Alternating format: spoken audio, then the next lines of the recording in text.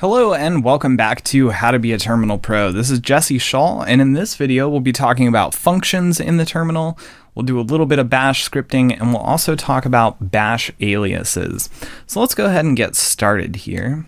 And what I want to do is write a function, but I want to put it in my bash profile so that we have access to it from within anywhere in our terminal here. Whenever we load up a new window, it'll load this bash profile and the functions contained within.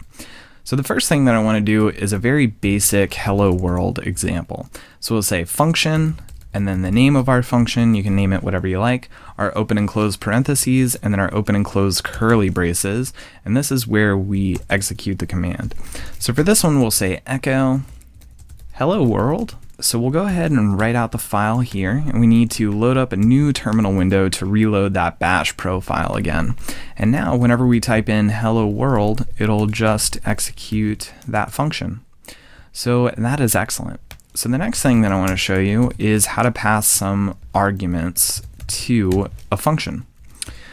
So we'll do a similar one. We'll say function hello in our parentheses, of course.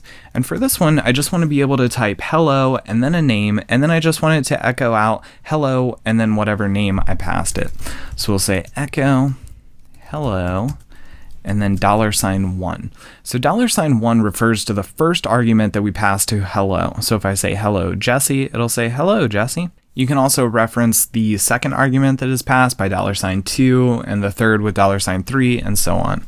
So let's go ahead and try this one out. So we'll write that out, load up a new window to reload the bash profile, and now we can say hello Jesse or hello Jane. And that works out quite nicely. Okay, so the next thing that I want to show you is a slightly more complicated example. And I will show you how we do it within the graphical interface here. So I'm in my sites directory now, and I see I have this boilerplate directory. It just has a bunch of really nice things already set up for us. So I've got a directory layout for CSS, for my JavaScript, for my images. I've got a default 404 page. So you can go ahead and customize this to your liking and then save it as whatever you want to name it. But I got this from html5boilerplate.com. So they have this big download button. You just click on there, unzip it, and then put it wherever you want.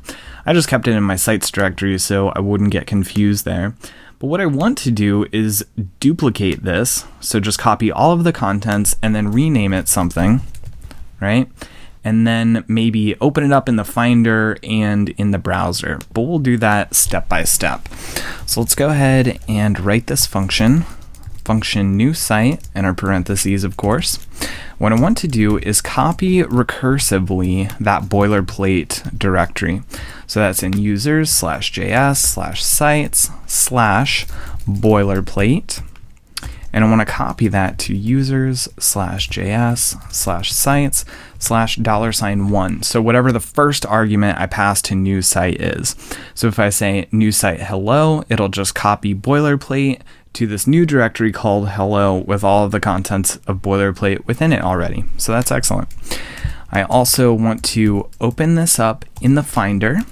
So I'll just specify the path that I want to be opened here, site/$1. And I also want to open it up in the browser. So I can say open HTTP, and this will just use our default browser, but you can do -A to specify the application. So I'll say localhost/$1. So let's go ahead and write that out here and then load up a new window. So I can say new site, and then whatever you want the new directory to be named. So I'll just name it hello for now. So it should copy it, open it up in my browser, which it does. So I see localhost/hello. It's loading up the boilerplate example just fine. And it's also opened it up in the Finder here. So you can get kind of creative here and open up your files with your favorite text editor, maybe like Text Wrangler or TextMate. But I just want to make a slight addition to what we've been working on. So I'm going to go back in my bash profile, and I want to point out that whenever we pass an argument to this, it's just copying the contents of boilerplate to whatever we named it. So this property of the CP command will just overwrite if something already exists there. So let's say I have a site called important. that already exists and I've been working on it for months, and then I type in new site important, well, it'll just overwrite that. So we want to add a little something here to prevent that from happening. So we'll put in an if statement. So I can say if, and then we'll put this statement in square brackets. So we'll do an exclamation point and then $D. So if the directory does not exist, and then we just specify the path to the directory, js/site/$1, then do this stuff here. But if it does exist, then I just want to tell me that I need to pick another name. So I'll say else echo, please choose a name that is not, and then whatever you tried to name it. So then to close off the if statement, we just need to write fee. Okay, so let's write this out and close that, open up a new terminal window. Now we can do new site important. So it does all of those things because important did not exist. It opened it up in the browser and in the Finder. But if I run this exact same command again, it should give me that error message. So it says, please choose a name that is not important. Okay, so that's working well. However, our bash profile is starting to get a little bit cluttered here. So if I go in here, I see I have 3 different functions. And if you guys start writing functions, maybe to check on your website or monitor your IP address or something, it won't be good to just shove all of these into your bash profile. So it'll be incredibly difficult to maintain and find them in the future. So what we can do is write some shell scripts and then call them as we need it. So we can put this kind of stuff in a separate file.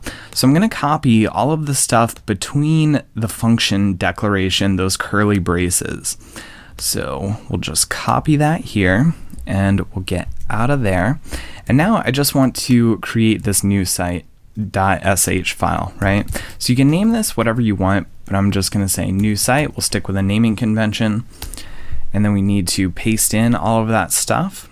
So whenever I execute this command, so whenever I call new site.sh, it'll just say, hey, if the first thing that you pass to it doesn't exist, do all of that stuff. It's all the same that we've seen before. However, we do need to add a special line up here, and this is called the shebang. So I need to have a !, exclamation point, and this is the path to the interpreter. So it's saying, hey, use bash to execute this code here. So this is equivalent to just typing it in the terminal. All right, so let's write this out. And now I just want to get a detailed list about new site.sh. So I see the user has read and write permissions and group and everyone else just has read permissions. Well, we need to make this file executable so that we can execute it. So the way that we do that is command +x, or you could just do user +x, and then new site.sh.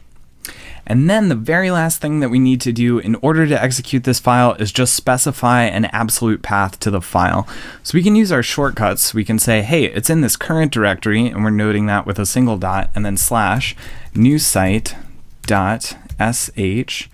and then we'll just pass whatever we want to it. So we'll say some example, and it will just work just like that. Now, if we try this again, the error correction should work because all of the code is the same. So if I do new site.sh, some example, it'll say, please choose a name that is not some example. Okay, so this is all well and good, but now you're going to have to remember where exactly new site.sh is.